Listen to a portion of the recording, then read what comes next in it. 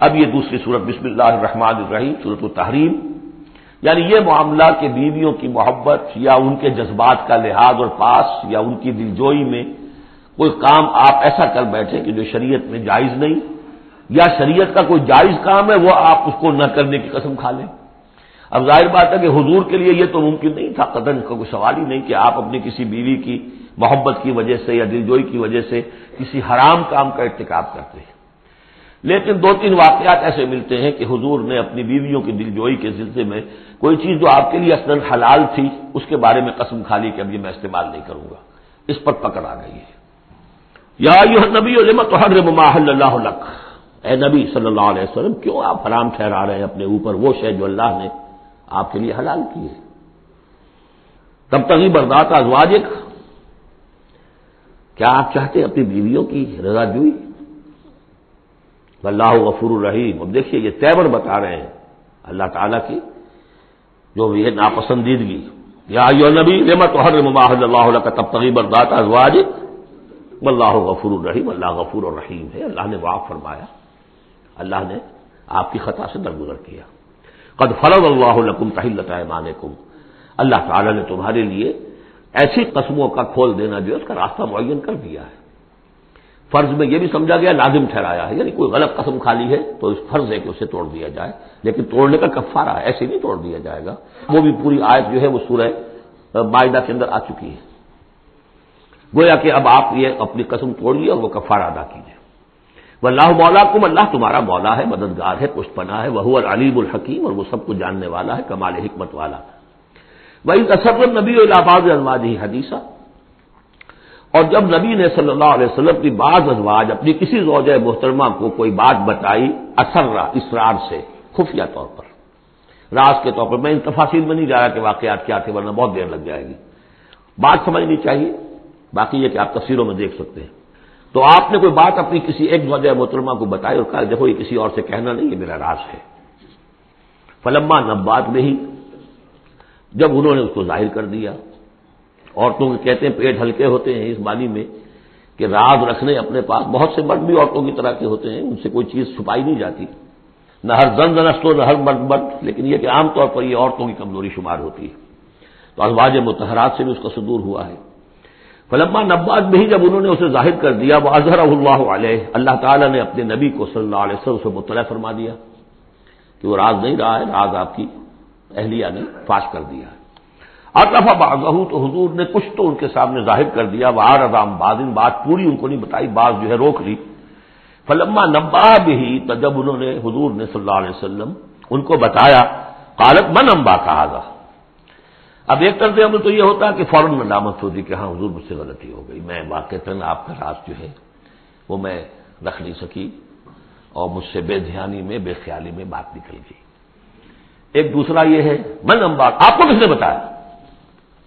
یہ انداز جو ہے، دیکھیے عام بیوی عام شوہر کے درمیان اس میں کوئی حرج نہیں، لیکن جیسا کہ سورہ حجرات میں ہم پڑھا ہے، اعلموا، جان لو اچھی طرح، ان فیکم رسول اللہ، اے عائشہ، اے حفصہ، یہ تمہارے شوہر ہی شوہر نہیں ہے، یہ اللہ کے رسول ہیں، طرز عمل تمہارا جو ہے ان کے ساتھ بہت محتاط ہونا چاہیے، بہت محتاط ہونا چاہیے۔ من انباک، آپ کو اس نے بتایا؟ قال نبانی العلیم الخبیر، جواب میں بھی غصہ ہے حضور کا، مجھے اس نے بتایا کہ جو العلیم ہے اور خبیر ہے، جو سب کچھ جاننے والا ہے اور ہر چیز سے باخبر ہے۔ اب یہ اللہ تعالیٰ کی طرف سے آ رہا ہے، اس کی تعبیر میں اہل تشیع ایک انتہا کو نکل گئے، ہمارے عام مفسرین نے بھی انہی کی روش اختیار کی ہے، لیکن مولانا حمید الدین فراہی رحمۃ اللہ علیہ کا میں کم از کم اپنی ذات پر بہت بڑا احسان سمجھتا ہوں کہ جو انہوں نے تعبیر کی ہے، اور وہ عربی زبان کا جو اسلوب ہے اس کے اعتبار سے 100% درست ہے۔ ان تتوبا الی اللہ فقد صغت قلوبکما، اگر تم دونوں، اب ظاہر بات ہے کہ ایک اہلیہ نے راز چھپایا جو دیا گیا تھا دوسری اہلیہ حضور کی، دوسری اہلیہ کو کہا جاتا ہے حضرت حفصہ نے یہ معاملہ کیا، حضرت عائشہ کو بتا دیا۔ ان دونوں کے تعلقات بہت اونچے تھے، اس لیے کہ ظاہر بات ہے کہ حضور کے ہاں جو مقام اور مرتبہ تھا ابو بکر کا اور عمر کا رضی اللہ تعالی عنہما، اس کے حوالے سے ہی پھر ازواج مطہرات میں بھی خود بخود غیر شعوری طور پر یہ احساسات ہو جاتے ہیں۔ تو انہوں نے ان تتوبا الی اللہ، اگر تو اب تم دونوں اللہ کی جناب میں توبہ کرو، فقط صغت قلوبکما، اس کا ترجمہ کیا تو تمہارے دل ٹیڑھے ہو چکے ہیں، یہ اہل تشیع کا ترجمہ ہے. ازواج مطہرات سے انہیں بالعموم قد ہے. حضرت عائشہ سے بہت سخت ہے، لیکن یہ عام ازواج مطہرات سے. اس کا ترجمہ صحیح یہ ہے کہ اگر تم اللہ کی جناب میں توبہ کرو تو تمہارے لیے یہی مناسب ہے، اور تمہارے دل تو مائل ہو چکے ہیں، لیکن ایک ہوتا ہے ناز والے نیاز کیا جانے. اب یہ ماننا جو ہے یہ ذرا کڑا گزر رہا ہے کہ حضور مجھ سے غلطی ہوئی، آپ مجھے معاف کر دیجیے، اور وہ بھی اس لیے کہ معاملہ ہے شوہر اور بیوی کا. جیسے ہم کہتے ہیں کہ میاں تمہارے دل میں تو بات اب آ چکی ہے، بس تم مان نہیں رہے ہو، دل میں تو تم نے بات سمجھ لی ہے، تم اگر ایسا کرو تو یقیناً تمہارے لائق ہے. یہ انداز ہے یہ، اور یہ بہت سی مثالیں دے کر انہوں نے واضح کیا، اور میں اسے بہت بڑا احسان مانتا ہوں. ان تتوبا الی اللہ فقد صغت قلوبکم، اللہ کی جناب میں اگر توبہ. اچھا، صغم کا ایسا لفظ ہے یہ عربی زبان کا جو میں نے پہلے بھی آپ کو بتایا تھا، مالا الا مالا عن، میلان سے. مالا کے بعد الہ ہوگا کسی شے کی طرف میلان، توجہ اس کا ہونا، دل کا ادھر رجحان ہونا. اور مالا عن کسی چیز سے نفرت ہو جانا. لفظ ایک ہی ہے، مال، میلان. الہ اور عن، رغبہ الہ رغب عن، راغب ہوا اس شے کی طرف اور راغب ہوا اس چیز سے، متنفر ہو گیا اس چیز سے. لفظ ایک ہی ہے، رغبت. اس طرح سنگ کا لفظ ہے، تو سنگ جو ہے دونوں طرف جاتا ہے. تمہارا دل تو مائل ہو ہی گیا ہے. کس طرح مائل ہو گیا ہے؟ یعنی وہ واقعتاً اپنی خطا کا احساس ہو گیا ہے تمہارے دلوں کو. اب صرف یہ کہ زبان سے بھی اس کا اعتراف کرو. جیسے کہ حضرت آدم کو احساس ہو گیا تھا اپنی خطا کا، تو اللہ تعالیٰ نے الفاظ سکھا دیے تھے، فتلقى آدم من ربه كلمات فتاب عليه. یہ ترجمہ ہے اس آیت کا صحیح. ان تتوبا الی اللہ فقد صغت قلوبکما وان تظاہرا علیہ. اور اگر اب جیسے کہ قاعدہ ہے، عام طور پر حضور کی بھی کوئی ہلکا سا صحب اگر ہو جاتا تھا تو کس قدر انداز جو ہے سخت ہو جائے قرآن مجید کے اندر. اس لیے کہ بڑے لوگوں کے معاملے بڑے ہیں. الرب رب من تنزل والعبد عبد من ترقى. اسی طرح جو بھی اونچے لوگ ہیں، ازواج مطہرات ہیں، تو ان کا بھی جو بھی اظہار ناپسندیدگی ہو رہا ہے اللہ کی طرف سے، اس میں الفاظ بڑے سخت ہیں. اگر تم دونوں نے کوئی گٹھ جوڑ کر لیا، ان تظاہرا علیہ، محمد کے خلاف صلی اللہ علیہ وسلم، کوئی متحدہ بھاگ بنا لیا، تو سن لو فإن اللہ ہوا مولا ہوا جبریل و صاحب المومنین والملائکۃ بعد ذلک ظہیر، کہ اللہ ان کا ولی ہے، دوست ہے، پشت بنا ہے، مددگار ہے، پھر جبرائیل ہے، پھر تمام صالح اہل ایمان ہے، پھر یہ کہ تمام فرشتے بھی اس کے بعد ان کے پشت بنا ہے. تو ان کے ساتھ معاملہ جو ہے وہ ان کے مقام کی مناسبت سے کرو، چاہے وہ تمہارے شوہر ہیں اور تم ان کی بیوی ہو، لیکن معاملہ کرو اس میں تمہارے امتی ہونے کا پہلو جو ہے وہ کہیں نگاہ سے اوجھل نہ ہو. وہ اللہ کے رسول ہیں، تم امتی ہو. عسیٰ ربہ، ابھی اور سختی آ رہی ہے، امید ہے کہ ان کا رب ان طلقکن، اگر تم سب کو طلاق دے دے، ان یبدلہ ازواجا خیرا منکن، کہ بدل دے تم سے کہیں بہتر بیویاں ان کو عطا کر دے. مسلمات مومنات قانتات تائبات عابدات سائحات ثیبات وابکارا. یہ سارے اوصاف ان میں واو ہے ہی نہیں، بیک وقت یہ سارے اوصاف ہوں، مسلم بھی ہوں، مومن بھی ہوں، فرما بردار بھی ہوں، توبہ کرنے والیاں، عابدات عبادت گزار، سائحات دنیا کی لذات سے کنارہ کش، سیبات بھی ہو سکتی ہیں. حضور کے نکاح میں تو اکثر سیبہ ہی آئی ہیں. سیبہ وہ ہے جن کی پہلے کوئی شادی ہوئی ہو، طلاق ہو گئی ہو، یا یہ کہ بیوہ ہو گئی ہو. اکثر بیشتر جو آپ کے نکاح ہیں وہ سیبات سے ہیں. وہ ابکارا، اور کواری بھی. تو ایک غالباً جہاں تک مجھے میرا ذہن ہے صرف ایک حضرت عائشہ صدیقہ ہے رضی اللہ تعالی عنہا کہ جو کواری حیثیت سے آئی ہیں حضور کے نکاح میں، باقی سب کی سب سیبہ تھی. یہ تو ہو گیا ایک خاص معاملہ عائلی زندگی سے متعلق. حاصل کیا ہوا کہ وہ معتدل معاملہ رکھو. حقوق الزوجین اپنی جگہ ہیں، فرائض الزوجین اپنی جگہ ہیں. اللہ کے حقوق اس سے بالا ہیں، ان کو اوپر قائم رکھو، اور اس کے تحت جو ہے جو بھی اللہ نے حقوق معین کر دیے، فرائض معین کر دیے، ان کو ادا کرو. لیکن یہ کہ ادھر اگر ہو گیا معاملہ تو بھی سلیقے سے ہو. بات نہیں بن رہی ہے، اگر رخصت کرنا شرافت کے ساتھ، اس کے یہ قواعد و ضوابط ہیں. اور اگر ادھر جانا ہے تو روکو اپنے آپ کو کہ کہیں ان کی محبت، یا ایھا الذین آمنوا ان من ازواجکم واولادکم عدوا لکم فاحذروہم، تو ڈرو ایسا نہ ہو کہ ان کی محبت جو ہے وہ تمہیں کسی غلط راستے پر لے جائے. اب جو حصہ آ رہا ہے سورہ مبارکہ کا، اس میں ایک تو یہ 3 آیتیں درمیان میں آ رہی ہیں، وہ تو خاص طور پر جو ہے یہ سمجھیے خواتین سے متعلق نہیں ہے، مردوں سے متعلق ہے. اور وہ اصل میں سورہ حدید کا سلسلہ جو ہے جو آخر اب اختتام پر آ رہا ہے، اس کا نقشہ جو ہے یہاں پر پھر آ جائے گا. یا ایھا الذین آمنوا قوا انفسکم واہلیکم نارا، اہل ایمان بچاؤ اپنے آپ کو اور اپنے اہل و عیال کو آگ سے۔ یعنی دیکھیے ایک نیگیٹو اسپیکٹ تو یہ آیا تھا یا ایھا الذین آمنوا ان من ازواجکم واولادکم عدوا لکم فاحذروہم، یہ تو نیگیٹو ہے۔ اپنے آپ کو محفوظ رکھو، ان کی محبت ان کی دلجوئی تمہیں غلط راستے پر نہ ڈال دے۔ اب یہاں جو پازیٹو ہے، تم جن کے بھی شوہر ہو اور تم جن کے بھی باپ ہو، ان کی زندگی کو دین کے رخ پر ڈالنا تمہاری ذمہ داری ہے، اپنی سی کوشش کرنا، ڈال دینا یہ تمہارے اختیار میں نہیں ہے۔ حضرت نوح کا ایک بیٹا بھی ان کے نگاہوں کے سامنے غرق ہو گیا، کوئی بات نہیں، لیکن تم کیا کر رہے ہو؟ تم اپنے اہل و عیال کے حق میں سمجھا تم نے یہ ہے کہ صرف نان نقصے کی ذمہ داری ہے، کھانا پلانا ہماری ذمہ داری ہے، بس یہ بہت غلط ہے۔ بندہ مومن ہونے کے ناطے پہلا فرض یہ ہے کہ اپنے آل، اپنے اولاد، اپنے اہل و عیال کو آگ سے بچانے کی فکر کرو، تربیت ان کی، دین کے لیے رجحان پیدا کرنا ان میں، اس کے لیے جو بھی ممکن طریقے ہو اختیار کرنا، یہ تمہاری ذمہ داری ہے۔ یا ایھا الذین آمنوا، اہل ایمان بچاؤ پہلے اپنے آپ کو، فطری بات ہے، قوا انفسکم، جیسے حضور فرمایا کرتے تھے اپنے خطبے میں اوصیکم ونفسی بتقوی اللہ، میں تمہیں بھی وصیت کرتا ہوں مسلمانوں کے اللہ کا تقوی اختیار، اپنے نفس کو بھی۔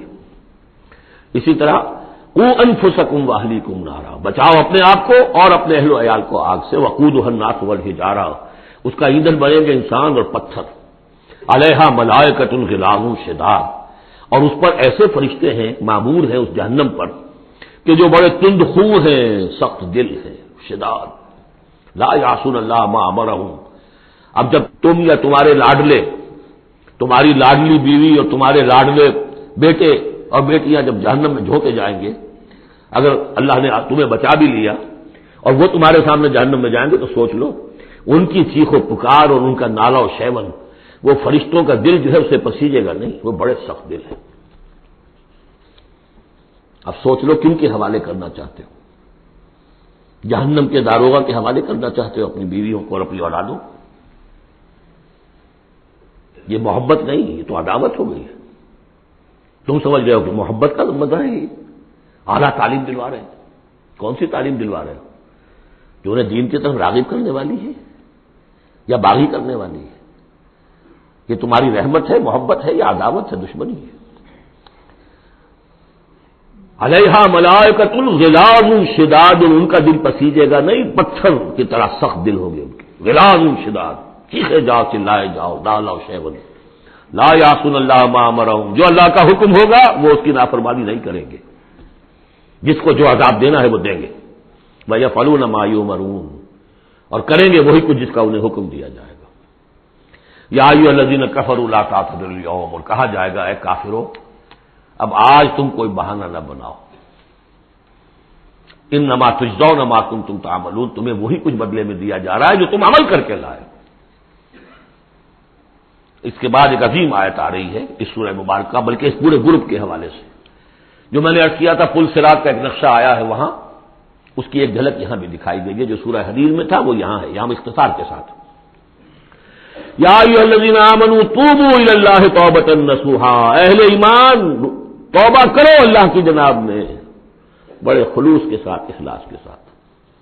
اس توبہ کو یہی نہ سمجھیے کہ خدا نہ خواستہ کوئی شراب پیتا ہے بس اس سے توبہ کر لی، ٹھیک ہے یہ بھی توبہ ہے، کوئی رشوت لیتا ہے اس نے رشوت سے توبہ کر لی، یہ بھی توبہ۔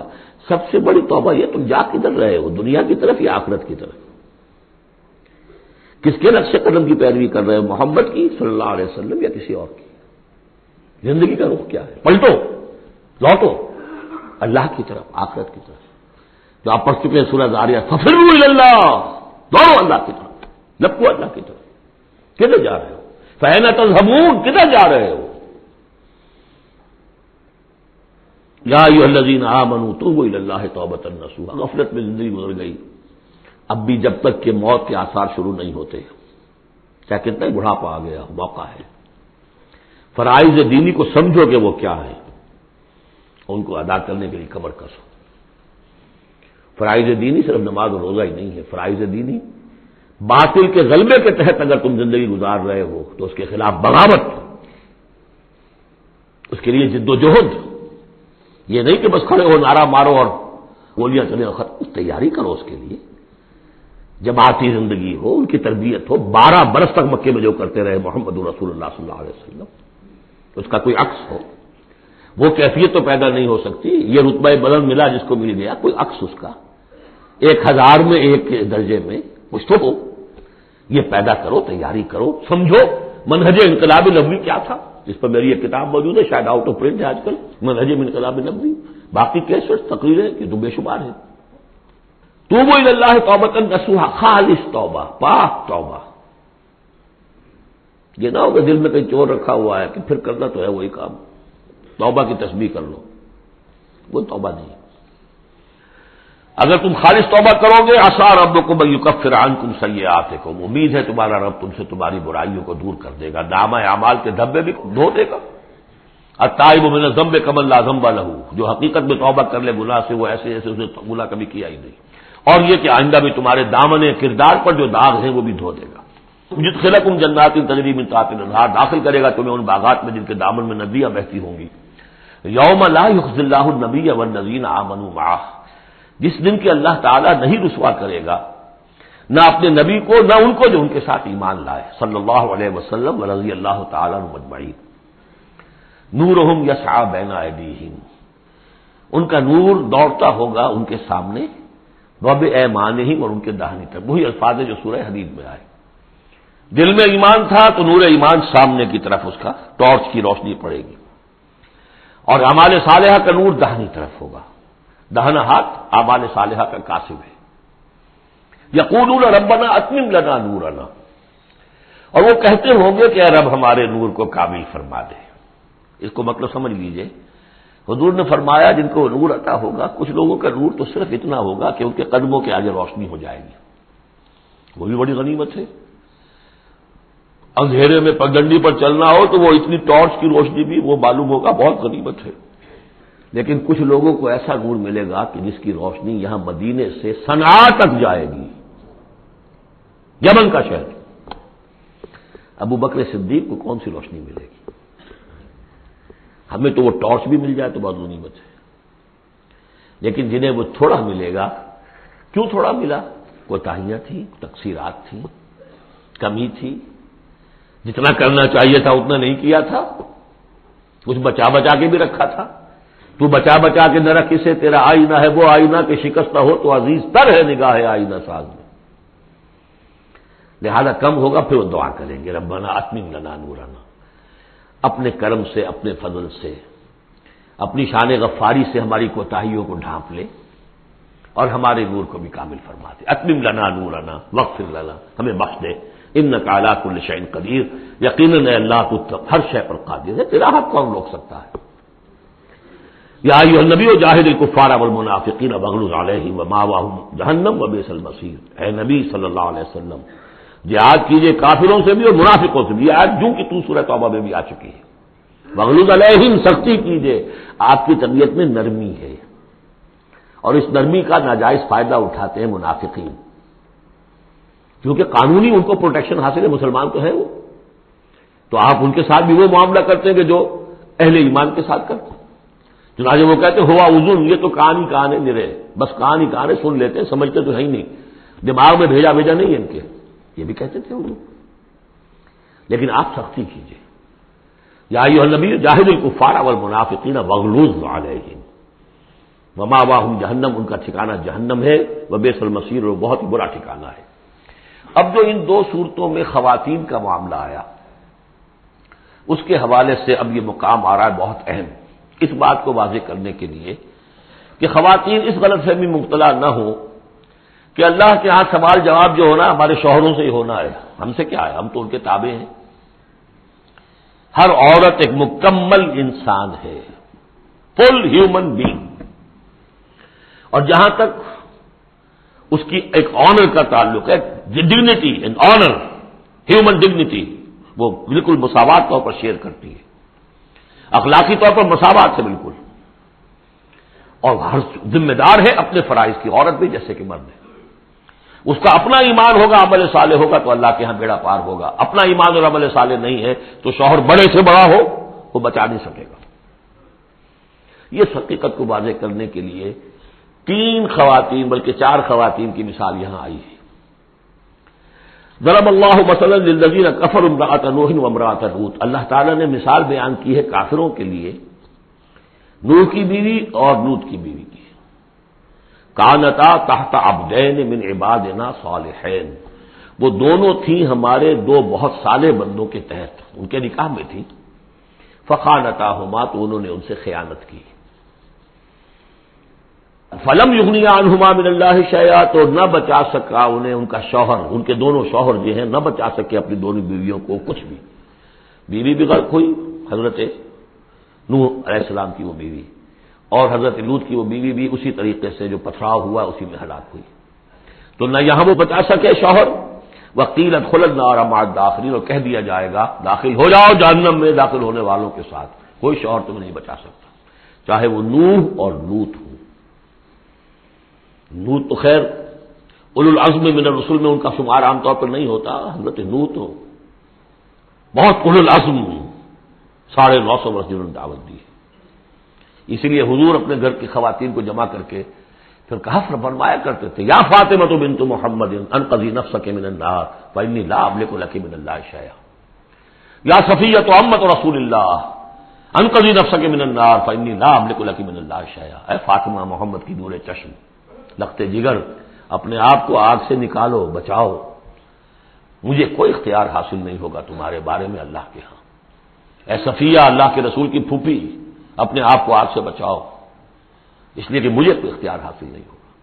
ضرب اللہ مثلا للذین کفروا امرأۃ نوح وامرأۃ لوط کانتا تحت عبدین من عبادنا صالحین فخانتاہما فلم یغنیا عنہما من اللہ شیئا وقیل ادخلوا النار مع الداخلین۔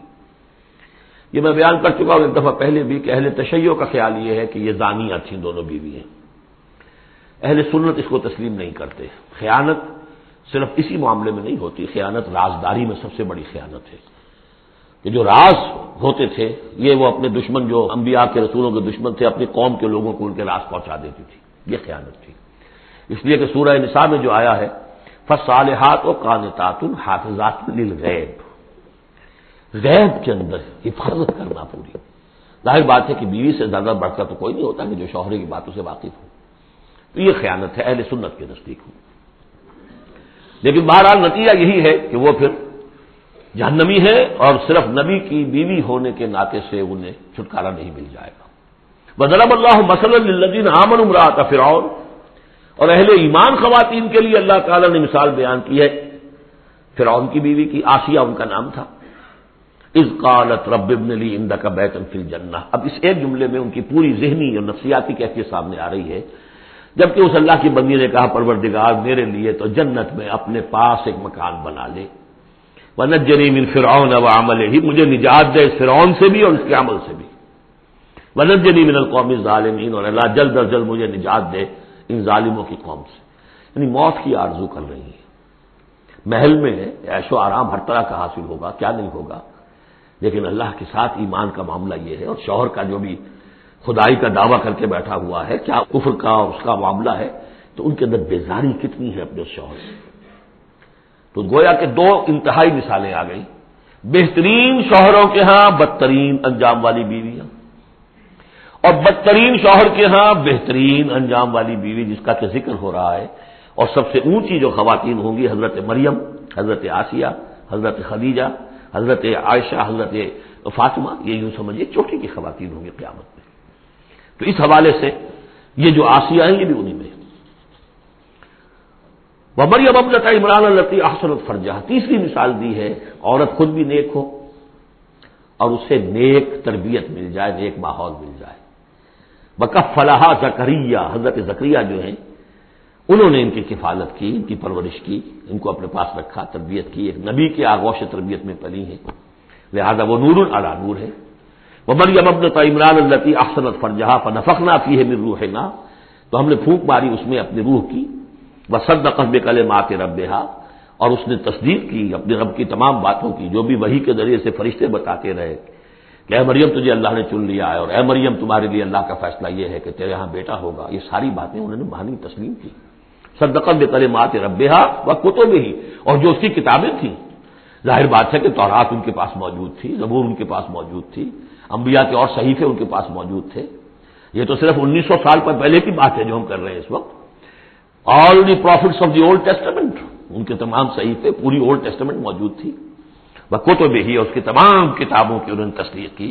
وکانت من القانتین، اور وہ تو بہت ہی فرما بردار بندیوں میں سے تھی. تو تین چیزیں تو آ گئی، چوتھی کسر رہ گئی کہ نہیں رہ گئی؟ آپ نے کچھ سوچا یا نہیں؟ بہترین شوہر کے ہاں بدترین بیوی، بدترین شوہر کے ہاں بہترین اور خاتون. ایک خاتون نور علی نور، خود بھی نیک، ماحول بھی نیک. چوتھی کون سی بات رہ گئی؟ خود بھی بدتینت اور شوہر اس سے بڑھ کر، بلکہ یہ کہنا مشکل ہو جائے کہ شوہر زیادہ بدتینت ہے یا وہ خود زیادہ بدتینت ہے. اس کی مثال معلوم ہے کہاں ہے؟ تبت یدا ابی لہب وتب ما اغنی عنہ مالہ وما کسب سیصلی نارا ذات لہب وامرأتہ حمالۃ الحطب فی جیدہا حبل من مسد. یہ پھر جب وہاں پہنچیں گے پڑھیں گے. شوہر بھی بدتینت، بیوی بھی بدتینت، ظلمات بعضها فوق بعض. اللہ کے فضل و کرم سے سورہ تحریم ختم ہوئی.